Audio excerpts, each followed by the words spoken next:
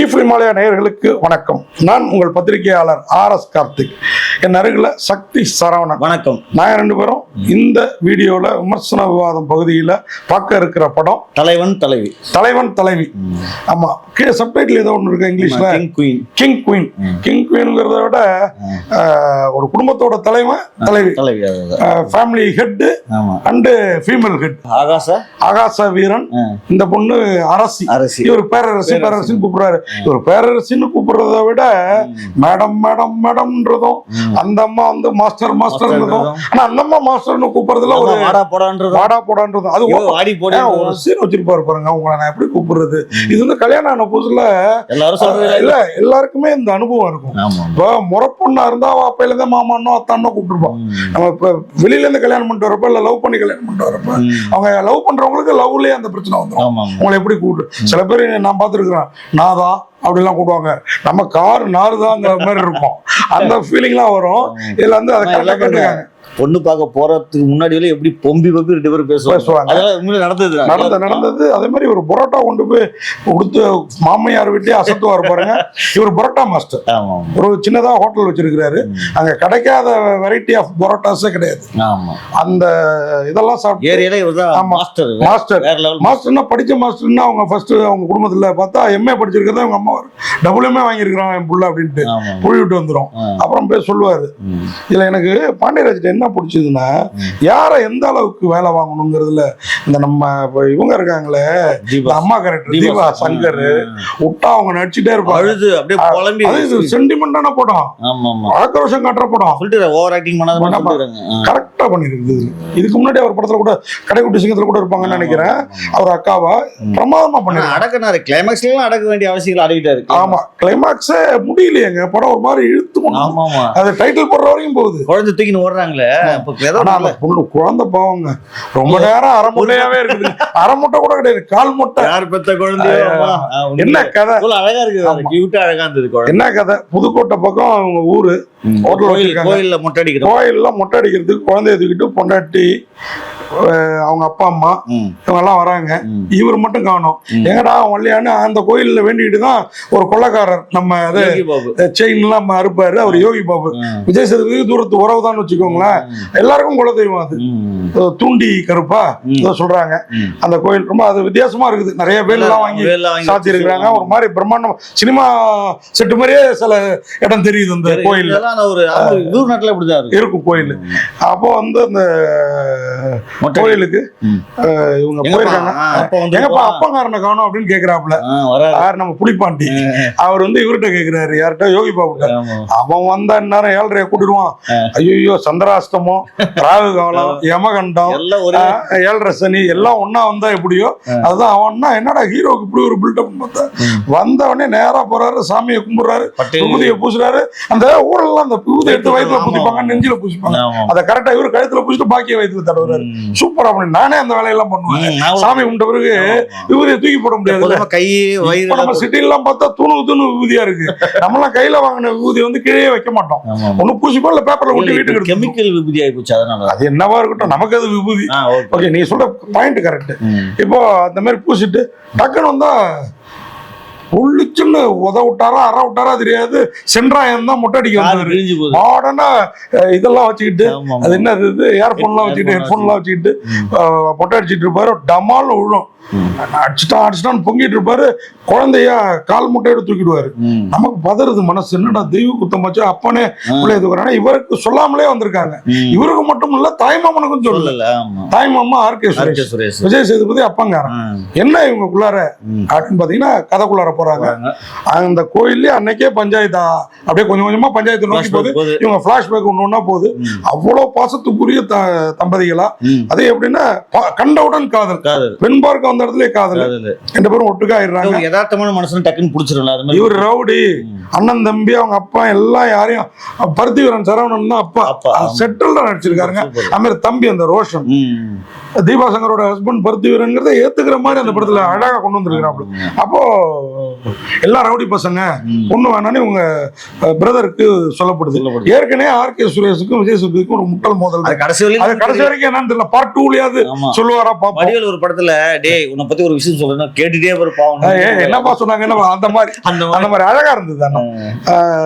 என்னதான் உங்களுக்கு பிரச்சனை, பொண்டாட்டி கேட்பா, மத்தவங்களுக்கு கேட்பாங்க, சொல்ல மாட்டாரு. கோயில்ல அந்த கோயில்ல குலதெய்வம் கோயில்ல பிள்ளைய பாதி மட்டும் என்ன எல்லாம் எப்படி அடைப்பீங்கன்னு என் வீட்டுக்கு அழைச்சிட்டு போறேன்.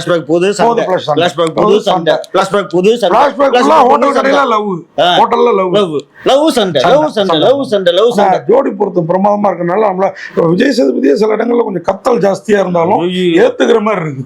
இந்த கதைக்கு ஒரு ஹோட்டல்ல சவுண்டா பேசி நீங்க நம்ம இதுல இப்ப என் குரலே பாத்தீங்கன்னா பாண்டியராஜுக்கு வந்து விஜய் சேதுபதி என்ன கோவம் தெரியல, பாவம் அவருக்கு கட்சி கட்டி அதை கட்டி பாவம் டப்பிங்ல என் கேரக்டர்லாம் வீட்டுல கோவம் வந்து பார்த்தது இல்லையே.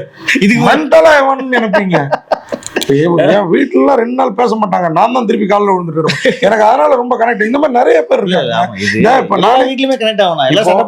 என்ன விட சூப்பரா கருத்து சொல்றீங்க ரிவ்யூல. ஆனா உங்களை தாண்டி என் குரல் உங்களை அமுத்துது இல்ல, அதுதான் குரல். அதுக்குதான் இந்த சவுண்ட் அடக்கு. புரியுதா உங்களுக்கு? அதை செட்டில்டா பண்ணிருக்காரு. இந்த அம்மா அதே மாதிரி நித்யாமா மிரட்டி இருக்கு. அந்த அம்மா வருஷத்துக்கு ஒரு படம் தான் நடிக்குது, அது பேசுற மாதிரி கொண்டு போயிருது. இந்த மாதிரி ஒரு பொண்டாட்டி இருக்கு, இந்த மாதிரி ஒரு பொண்டாட்டி இருக்க கூடாதான்னு தோணுது பாருங்க.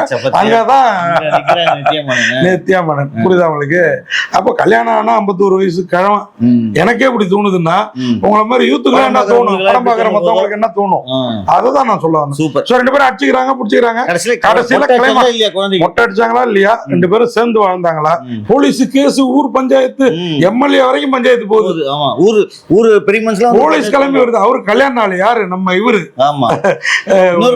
போஸ்டர் நந்தகோபால் எம்எல்ஏ வராரு, கூட பிஎல் தலப்பனும் நம்ம இவரும் சித்ரா லட்சுமணனும் பிரசிடண்டாவும் தர்மகத்தாவும் வராங்க. இந்த பக்கம் பாத்தீங்கன்னா அருள்ராஜ் பட்டு வெட்டி கட்டிக்கிட்டு எனக்கு கல்யாண நாள் தான் கொண்டாட விட மாட்டேங்குன்னு ஜீப் ஆளை கூப்பிடுறான். சங்க பாபா பாஸ்கர் சங்கம், சங்கத்தை மட்டும் கலாச்சாரத்தை என்னால ஏத்துக்க முடியாது. நம்ம ஒரு சங்க செயலாளர் இல்லையா, இந்த மாதிரி ஃபீல். ஆனா இதுதான் உண்மை. சந்தா கட்டினானு கேட்பாரு பாருங்க, அங்கதான் சங்கத்துக்காரங்க நீ சந்தா கட்டிட்டலாம் அப்படின்னு தான் கிளம்பி. ஒரு பிரச்சனை உறவுக்காரனா வருவார் பாபா பாஸ்கர் ஒரு பக்கம். இந்த மாதிரி இவ்வளவு இருந்தோம். சங்கத்து தலைவரை நம்ம முத்துக்குமார் அருமையா நடிச்சு எல்லாருமே அழகா வேலை வாங்கி வராங்களே. ஆனா எதுவுமே காமெடி ஒர்க் அவுட் பண்ண முடியல. இந்த படம் காமெடிக்கான படம் கிடையாது. இவங்க எல்லாரும் கொண்டு வந்து வயிறு வலிக்கு சிரிக்க வச்சுக்கலாம்.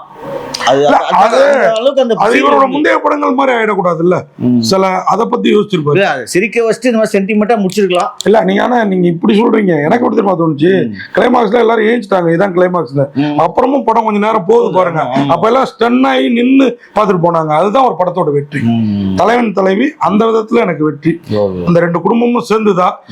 நான் கூட கேட்டேன், ஏன் ஹோட்டல் வச்சிருக்கிறதுனால இவ்வளவு காரமா, மாமனார் மாமியார் எல்லாம் கட்டையாலையும் இதாலையும் அடிச்சு விட்டு திருப்பி வந்து சேர்றதுங்கிறது இருக்கு பாருங்க. இன்னொரு காமெடினா திடீர்னு பாத்தீங்கன்னா சரவணன் பெரிய ரவுடின்றாங்க, அதுக்கப்புறம் விஜய் சேதுபதி அதோட ரவுடி, மலையாள நடிகர், அதுக்கப்புறம் அவங்க தம்பி ரவுடின்றாங்க, அப்பா தீபா சங்கர் தான் ரவுடின்னு சொல்லு, அவங்களே ரவுடின்னு சொல்லிருக்கலாம். ஏமா இது பொம்பளை ரவுடி மீனாக்கா மாதிரி இந்த பக்கம், அந்த பக்கம் பாத்தீங்கன்னா அவங்க டான்ன்றாங்க, அந்த பக்கம் அந்த பக்கம் டான் சொல்லிருக்கலாம். அது மிஸ் பண்ணிட்டாரு. நீ விட்டு ஓட்டுற நல்லா இருக்கியா படம். மக்கள் செல்வன் விஜய் சேதுபதி உண்மையா ஒரு மக்களுக்கான படத்துல நடிச்சிருக்கு. அதாவது இன்னைக்கெல்லாம் நிறைய விவகாரத்துகள் என்ன, அது வந்து விவகாரத்து செஞ்சு பிரிஞ்சவங்களும் திருப்பி சேர வாய்ப்பு இருக்கு. இந்த படத்துல விவகாரத்துல மனசுல இருக்காங்களா, அவங்க நிச்சயமா கோர்ட்ல வித்ட்ரா பண்ணிப்பாங்க. சின்ன சண்டமா இதுக்கெல்லாம் போவாதீங்க. ஆனா விஜய் சேதுபதி நடிச்சு பார்த்திருப்பீங்க இல்ல, கத்தி கத்தி நடிச்சு இந்த படத்துல பாக்க நல்லா தான் நடிச்சிருக்காருங்க. அந்த ஹோட்டல்காரங்க அப்படிதான் கத்துவாங்க பெரும்பாலும். நல்லா பண்ணிருக்காங்க. நீங்க ஸ்டார் ஹோட்டல் பார்த்து சொல்லக்கூடாது, இந்த ரோடோரம் இருக்கிற ஹோட்டல் எல்லாம் பாருங்க இப்படிதான் கத்திட்டு கிடப்பாங்க. மக்கள் செல்வன் விஜய் சேதுபதி ஆகட்டும், நித்யா மேனன் ஆகட்டும், யோகி பாபு ஆகட்டும், ஆர்கே சுரேஷ். யோகி பாபு கொஞ்சம் வீண் அடிச்சுதான் எனக்கு மனசு தோணுச்சு. நிறைய பண்ணிக்கலாம். ஒரு டைலாக்லயே முடிச்சிட்டாங்க அவர்.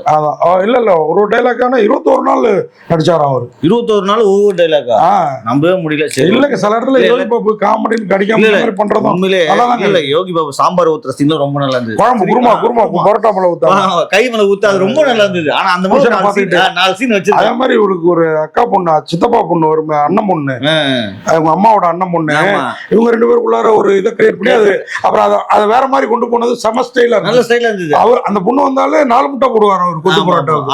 அதெல்லாம் ரொம்ப அழகா நல்லா இருந்தது அது. ஆனா கிளைமாக்ஸ்ல தீபா சங்க சொல்றப்ப சப்புன்னு சொல்லி முடிச்சிட்டாங்க. ஏமா கொஞ்சம் அந்த அம்மா புரிய வச்சிருக்கலாம். அதான் லென்த் கருதி அதை கட் பண்ணிருப்பாங்க. எனக்கு என்னமோ நல்லா தான் இருக்கு ஓவராலா. நான் குடும்பமான வழக்கமான படங்கள் காட்டிலும் நல்லா இருக்கு. உண்மையா விஜய் சேதுபதி ஆகட்டும் இந்த படத்துல கேமராமேன் சுகுமார் அவரும் ஒரு அருமையான ஒளிப்பதிவு. அவர் மைனாவெல்லாம் ஒரு மாதிரி ஒளிப்பதிவுனா இல்ல ஃபேமிலிக்கு ஏத்த ஒளிப்பதிவு பிரம்மாண்டமா இருந்தது. இந்த மலை மேல போய் ஐ லவ் யூ அரசிம்பாரு பேரரசிம்பாரு எல்லாம் பிரமாதம். அதே மாதிரி மியூசிக் சந்தோஷ் நாராயண் மிரட்டி எடுத்துட்டாப்ல. ஒரே ஒரு பாட்டு தான் ஆனா மனசுல நிக்குது. ஆனா எல்லா பாட்டுமே கேக்குறப்ப படத்துல நல்லா தான் இருக்கு. ஆனா ஒரு பாட்டு உண்மையா மனசுல நிக்குது. ரொம்ப நல்லா பிரமாதமா இருக்குது. மொத்தத்துல இந்த தலைவன் தலைவி மட்டும் இல்ல, ஒவ்வொரு குடும்பத்து தலைவன் தலைவி மட்டும் இல்ல, குழந்தை குட்டி பாட்டம் முப்பாட்டா அத்தா நாத்தனாரு குழந்தையாரு எல்லாரையும் கூட்டு போய் பார்க்க வேண்டிய ஒரு படம். இந்த படம் தான் நல்லா இருக்கு. அது மட்டும் இல்ல, அதுவே காரணம் இல்ல, உண்மையாவே இந்த படத்துல சொல்லிருக்க மெசேஜ் இருக்கு ரொம்ப. இன்னைக்கு குடும்பங்கள் நம்ம கூட்டு குடும்பத்துல இருந்து ஏற்கனவே விலகி வந்து கண்டிப்பா இந்த மாதிரி அப்பனை வச்சு சண்டை போற புருஷ முன்னாடி பாத்தீங்கன்னா கண்டிப்பா சண்டை நிறுத்துவீங்க, இல்ல சண்டை போட்டு கட்டி பிடிச்சிப்பீங்க, முத்தம் கொடுத்துப்பீங்க. அப்படி ஒரு படம். தலைவன் தலைவி தலைவன் தலைவிகள் மட்டும் இல்ல, குடும்பமே கூட்டு குடும்பமாவும் சரி பிரிஞ்சிருந்தீங்கன்னா சேர்த்து அழைச்சிட்டு போங்க. இந்த குலதெய்வம் கோயிலுக்கு எல்லாம் நம்ம வண்டியை கட்டிட்டு மொத்தமா போவோம், அந்த மாதிரி எல்லாரும் சேர்ந்து போங்க. தலைவன் தலைவி உங்களுக்கு உண்மையாவே வேற லெவல்ல இருக்கும். நன்றி, வணக்கம். இந்த வீடியோ உங்களுக்கு பிடிச்சிருந்தா லைக் பண்ணுங்க, கமெண்ட் பண்ணுங்க, ஷேர் பண்ணுங்க, சப்ஸ்கிரைப் பண்ணுங்க.